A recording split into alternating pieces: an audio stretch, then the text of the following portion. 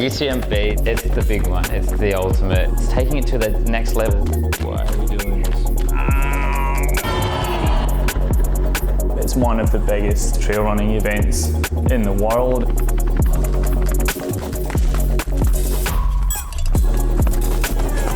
It's the granddaddy of ultramarathon running.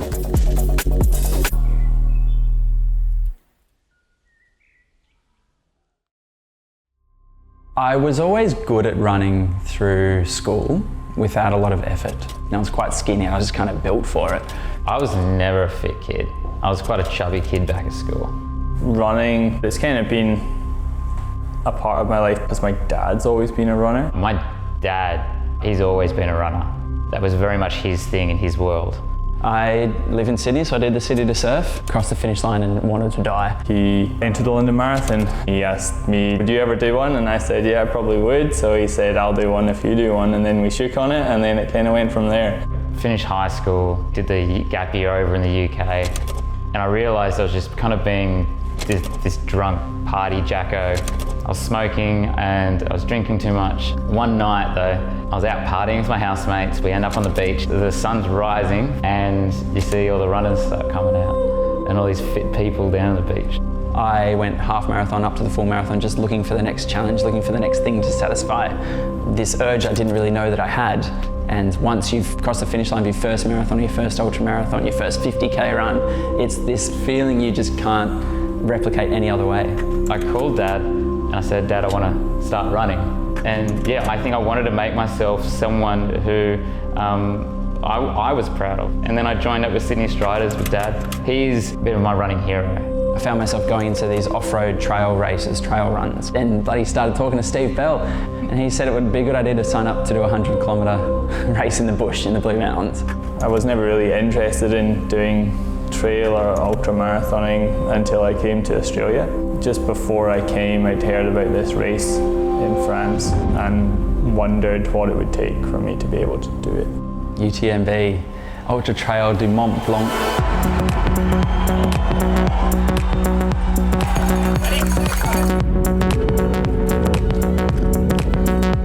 So the Ultra Trail du Mont Blanc is a 166 kilometre trail running race just at the base of Mont Blanc. From Chamonix, running through Switzerland, running through Italy. It's the big one. It's the ultimate. It's views and crowds. It's a bit of a ultra holy grail. If you're into trail running, if you're into ultra marathons, if you're into all that stupid crazy shit, this is the big one to do. Hot, cold, hail, storms, altitude. It's the hardest to qualify for. It's the one that all the pros go to and train for and try and win. It's a huge one. And I think the opportunity to do it with two mates from home, that makes it something really special too. Yeah, it'd be amazing. It'd be unbelievable.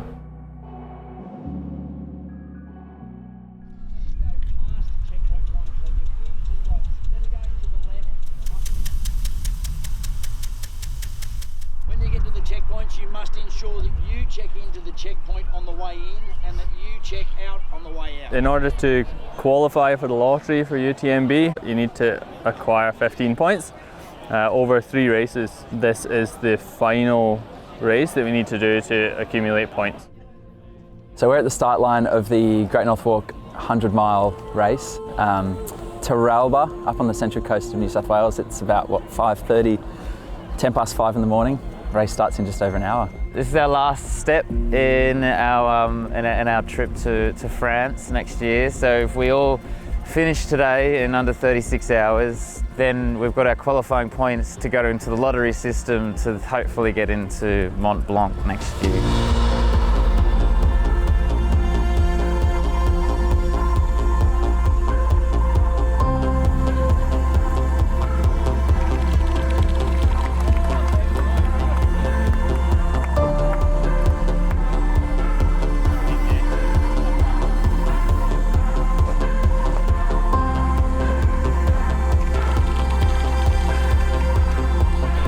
Everything's holding together. Paddy's good. He's gone a bit quiet though, which concerns me when Paddy goes quiet.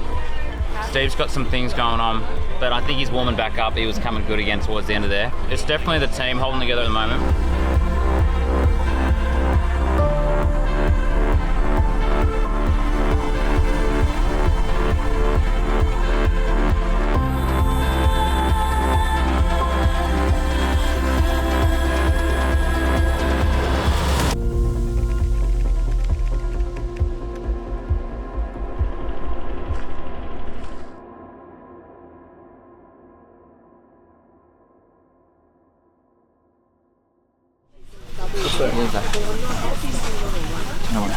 That was bad. That was really bad. So we're at checkpoint 3.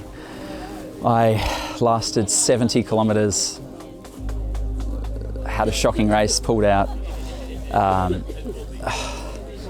Just can't believe how bad I felt, how foggy my brain was and still is.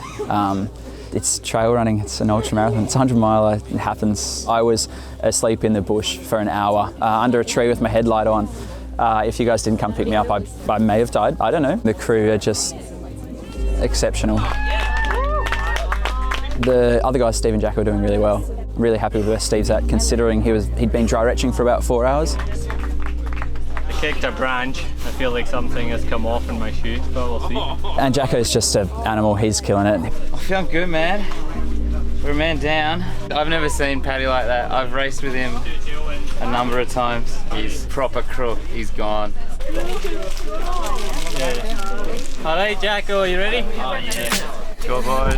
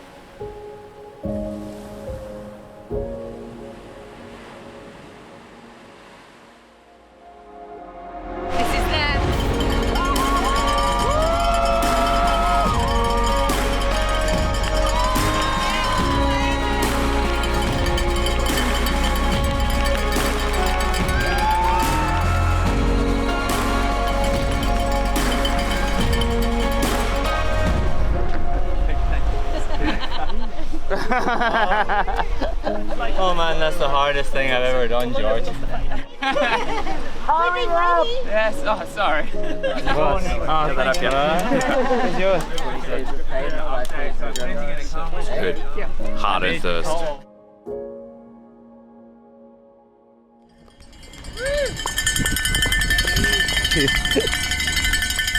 fuck, that's good.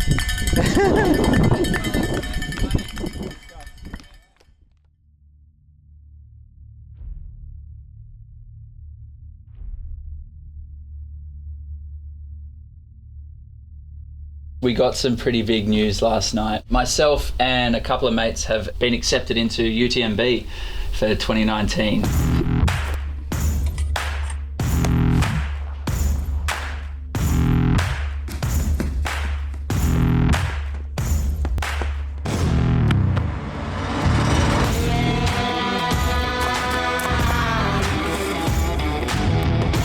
Steve's fault. How is your fault?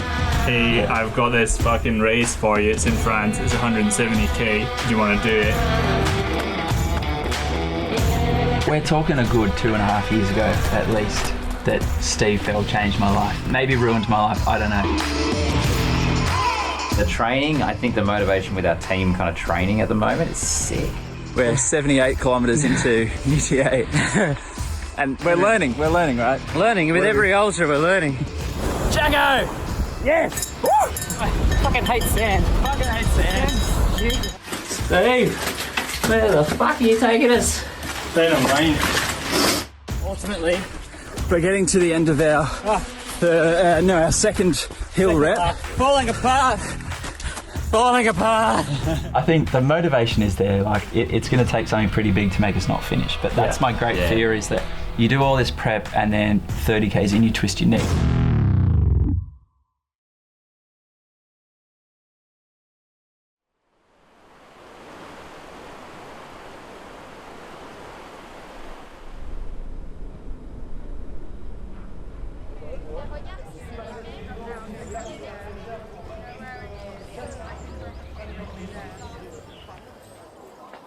When we arrived in Chamonix, we got off the bus, picked up our bag and went, oh my God, there's Mont Blanc.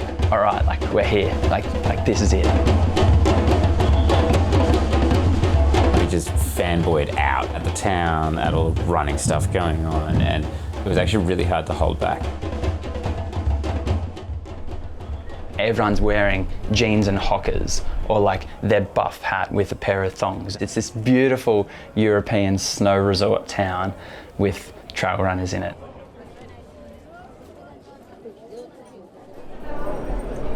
Feeling pretty good, pretty comfortable, legs are feeling okay, trying not to get too excited about the whole thing. Pat and Jacko, I think they're riding like well high on cloud 9 at the moment. Had a chat with the coach, pep talk, the final pep talk, so yeah, just looking forward to getting started now really. The nerves have kind of settled and it's just a case of like itching to get out there. Yeah, let's get back. I had a briefing with the crew, that was my dad and my brother, so just working out what aid stations they were going to be at and what I needed at each of the aid stations, and packing the bag, the crew bag that they would take around with them. I think I got everything. I've checked everything like 3 or 4 times. Like poo paper, in case you got. It's not mandatory, but it's good to have. Patty and I have stuck together before, but I really want to go at my own natural pace with this. There's too much at stake for this one. I'm sure Patty's mum would be very happy if we ran the whole way together. I've only left the sun in the bush one time. Sorry, Janet. To have like obviously 2 of my best mates doing it with me, and then my girlfriend and my family here, it's unreal. Jacko and I intend to run the whole thing together. I mean, it'd be amazing if the 3 of us could, but 3 people can't all stick together the whole way. It just won't work. So you still get in half an hour before they go, and those and then particularly between Trion and Val scene, that's really quick. Seeing the family and stuff, just having them around to share in that atmosphere as well is going to be big motivation to get me to the finish line. Touch wood.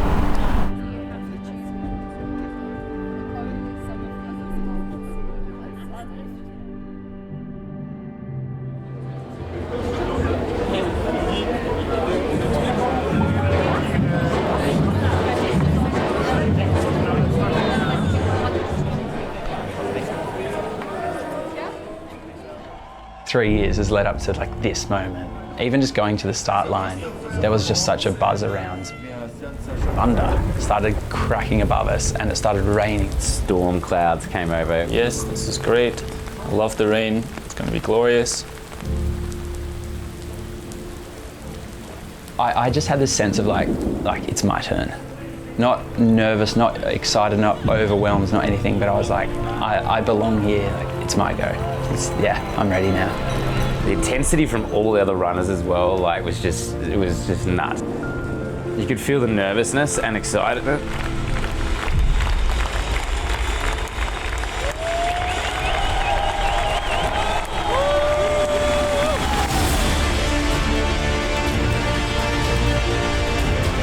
You've got like 2,500 people bottlenecked into this narrow street. The atmosphere is incredible. They get out there with their cowbell, they get out there cheering and shouting. It made the town like alive.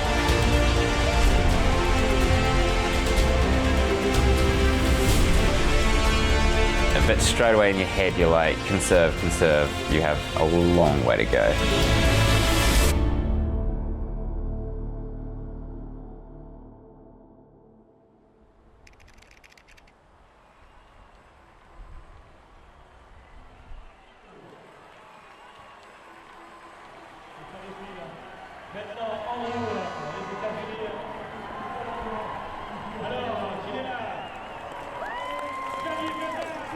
So as you're climbing up the first mountain, the sun starts to go down, starts to set, and the sun is going down, the sky is just orange, there's like the silhouette of the Alps behind you. So the first hill, that was a reality. That was a bit of a smack in the face. And on that hill, we realised we just weren't going to be able to stay with Steve if we wanted to try and stay at our natural pace. How good! And like your quads already, you're like, oh man. At the bottom of that slope, like, it was clear that my pace was definitely slightly different from Pat and Jacko, and that's fair enough. That's how it goes. I was lucky to pick up Kathy because we were kind of moving at the same sort of rhythm. Yeah, pretty good. Feeling good. Just keeping on trucking. But you'd come in and you'd hear it from miles away because there'd just be this pumping music. It's just an electric atmosphere. It's so good. That was mental. What an aid station, like. I'll see you at Kermayer. Okay. Come on, yeah, keep going. We were super excited. Everything was fine. Everything's great. You know, we're at our speed, our pace. It'll be good. Steve's doing his thing, but a very big reality check that this is going to be really, really hard. Where are we? 31 kilometres in, and the hardest thing about this race is this. Lake Contamine was a shit fight.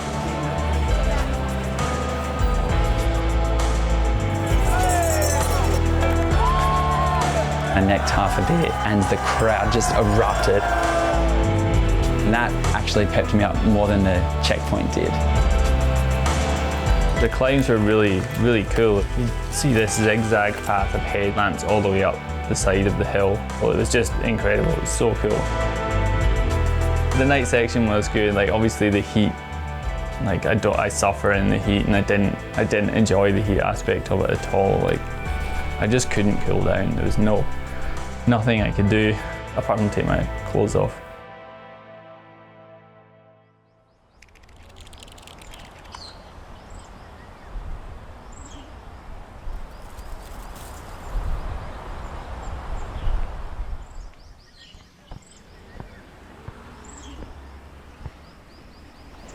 So Pat and Jacko have just come through Col Chicroute Maison Bielle.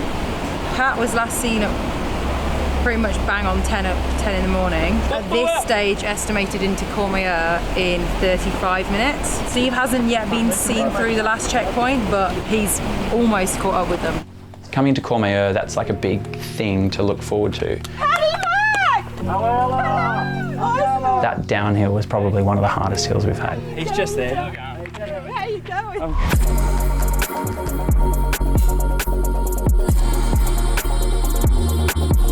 My dad high-fived me and ran into the checkpoint with me. We had the craziest night. And we got attacked by a cow. We saw Steve, he's doing really well. To have friendly faces there, like high-fives.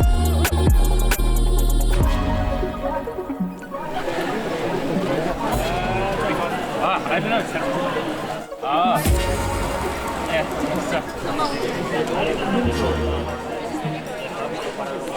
We had a bit of a hiccup, which I'm sure Paddy will tell you about, with his watch. He thought he lost his watch and so ran down to get it, but he had it on him the whole time. So it's just in a different pocket. That's like the level of processing you have.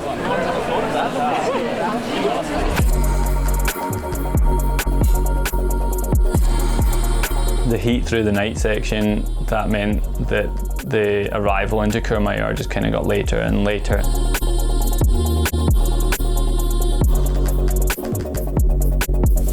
With the change in life, obviously priorities changed as well. Yeah, that was good motivation the entire way through, was getting to see her at Courmayeur.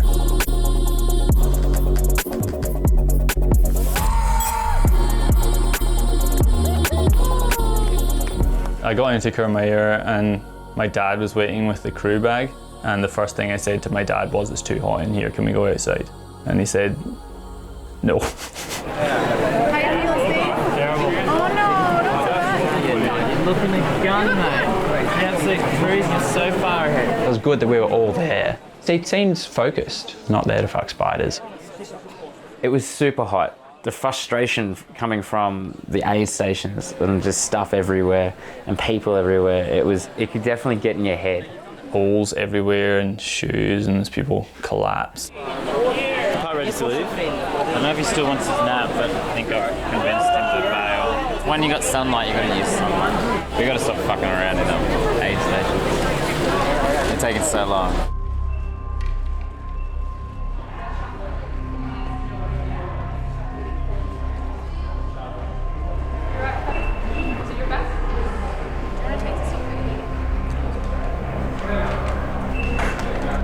Go, Jacko! Woohoo!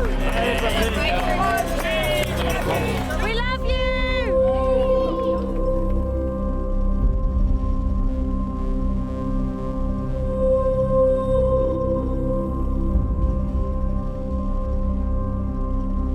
The climb out of Courmayeur, it was brutal. It was really steep and just hard yakka. People were dropping left and right. I reckon I got passed by a good 50 people on there. When I got to the peak, I was kind of close to collapse, I think. I went to see the medic and they gave me some anti-nausea tablet. Found a wee shady spot and just sat kind of with my head in my hands, like cooked.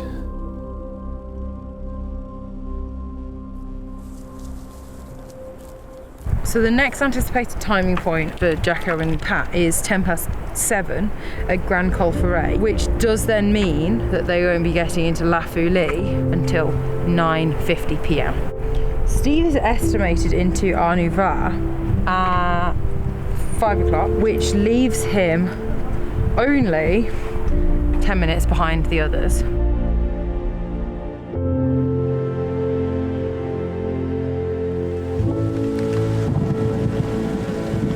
We were at the top of the Col Ferret and going back down to La FOULY, and we could hear some thunder. It started raining and we're like, okay, it rained here. And then some of the raindrops started like hurting. It started proper raining. Like this changed quite a lot in a few minutes. So I think a couple of people actually really hurt themselves and had to get evac out of there. I didn't get into Arnouva until 25 to 6. Cut off is 6 o'clock, but I was cooked at that point. Yeah, so I went and pulled the pin.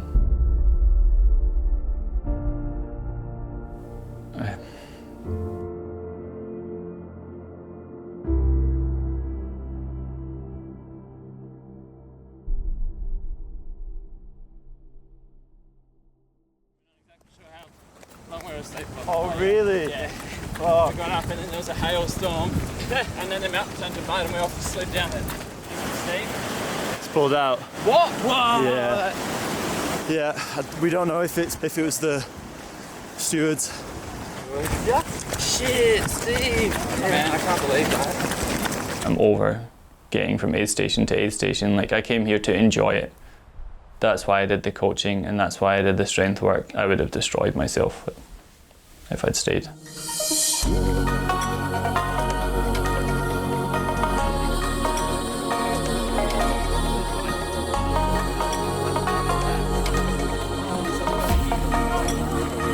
Run and tell the girls that we're actually okay and we're doing our best. Yeah, absolutely.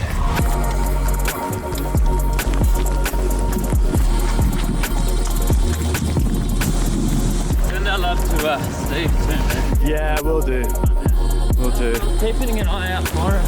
It's just so fucking hard. It's the hardest fucking thing. Stunned at how difficult this is. Big time.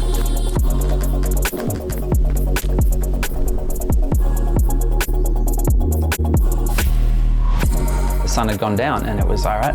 Head torches on, night 2, let's go.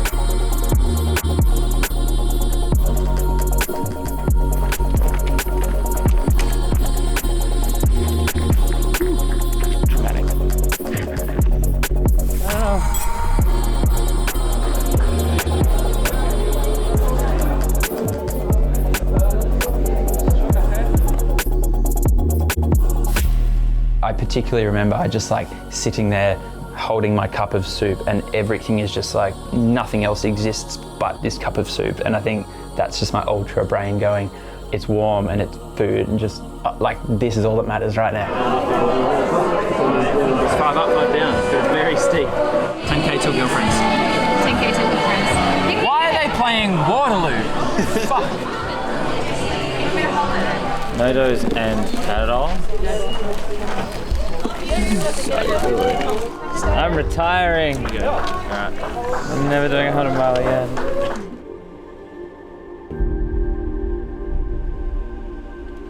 This is set to a night 2 of no sleep, and brains go funny, haha. Within the first hour, I was kind of blacking out a little bit.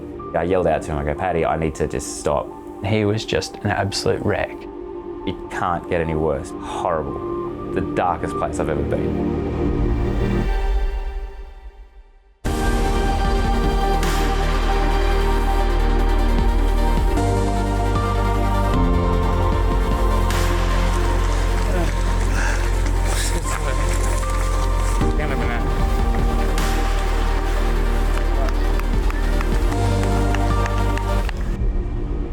I just lost it, and I started crying, and she just held me. I saw Em and I just like burst into tears. We just need like 15 minutes of sleep. Purely exhausted. I just need to sleep. So incredibly tired. How long are the girls doing?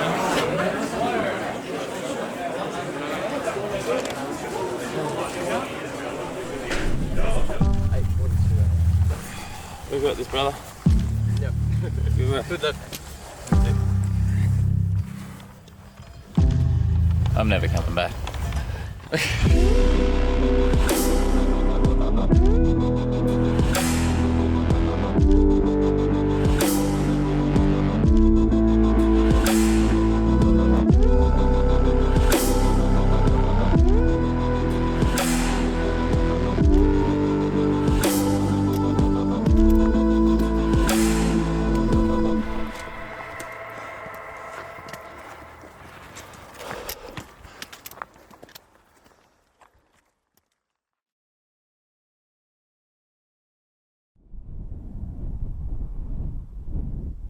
I'm running with like tears welling up in my eyes, being like, I just need to finish. Thinking about the finish line, I started weeping up a little bit. So bummed for Steve. I was gutted for him. This whole thing was Steve's idea in the first place. There were certainly points in the race where if I was by myself, I probably would have dropped out. For me, coming to do the race was primary once upon a time, but then Bubba came along. I said to Kat, if I had to give it all up on the finish line, then I would, because I wouldn't go back to the life that I had before. It's just, there's no comparison anymore. They say 100 miles race, you experience every single emotion along the way, and like, it was no more true than this race. Coming down off the trail, I heard this, "Go Strider!" There's George, we've done it. Thank you. Yes, boys. The camaraderie you get in trail running is nothing I've ever seen before. Running gives you this unparalleled sense of freedom. Just put your shoes on and go. The biggest takeaway for me of doing these races is that I am infinitely more capable of doing stuff than I thought. The more you do it, the more you find people doing incredible things. I want to do that. I want to be at that finish line and just do something that's like, holy shit.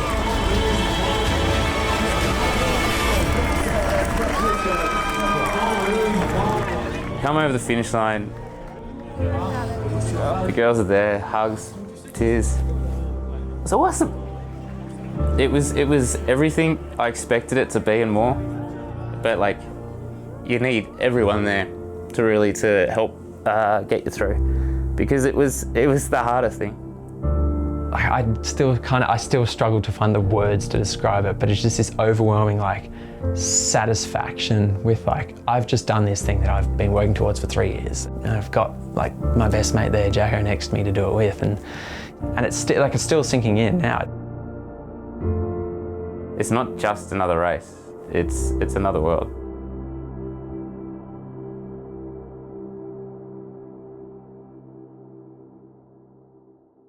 Would you do UTMB again? Never. Never again. And yeah, I'll probably come back one day. Fuck no.